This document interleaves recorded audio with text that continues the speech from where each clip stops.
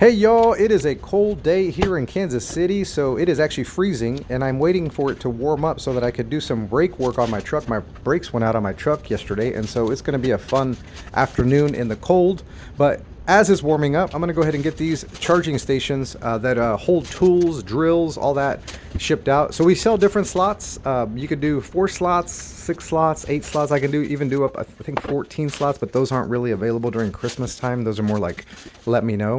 But anyway, what I'm doing here is I'm wrapping these in plastic so that as they go in transit, there's no moisture or anything, in all the big box places, FedEx, UPS, USPS. They can sometimes get moisture, and you have no idea what's going on with your box when it's out there. So any bit that I can help to make sure that the customer gets their item without any type of damage, the better.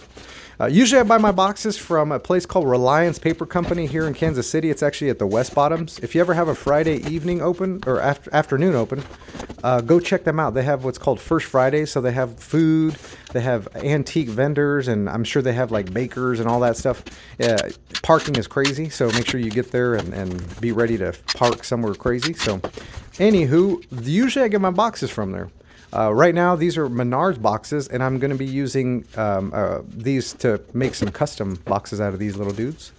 And so I know a lot of you guys are shipping right now during the holidays, and these the shippers, they charge you for the footprint that your item takes. So the bigger the footprint, the more they charge you. They charge you on dimensional weight. So that just basically means like all the dimensions of your item, however much space that takes up, that's how much they charge. And I have a calculation on how they do that.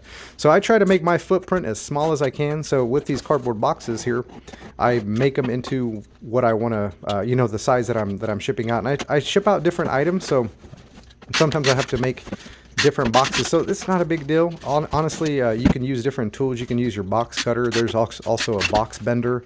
On here, I'll kind of point it out as I go through and what I'm doing here. So we got my box here, and so I'm going to kind of measure it out and see, does that work? No, that's way too big of a box for that tiny little tool charger. So let's go ahead and figure out the space that it's going to require, and then I need to be able to do the bends and the folds and the put the tape down.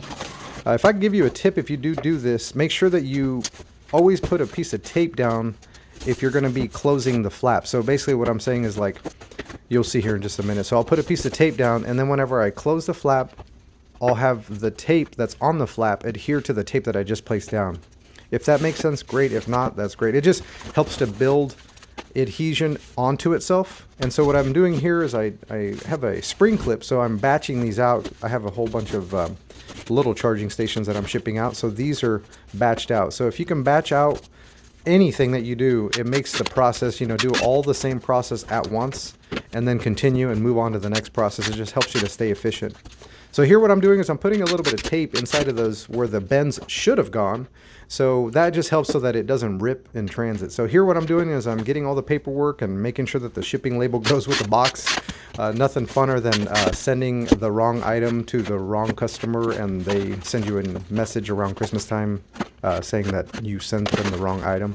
Don't ask me how I know that. I just heard that on the street. Anyway, we're going to go ahead and wrap this up. And if you see, the final piece of tape is wrapping, making a band all the way around. On all of my boxes, you'll see a handwriting, and I say God bless. And that is me telling my customer, whoever sees that, thank you so much, because we're a small business and the last few years haven't been easy for us.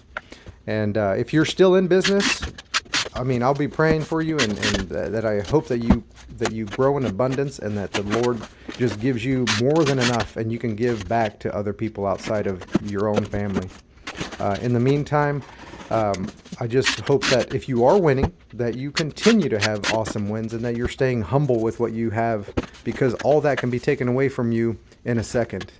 And I tell my kids all the time, it is not what's under the tree, it's who's around the tree that really makes a huge difference.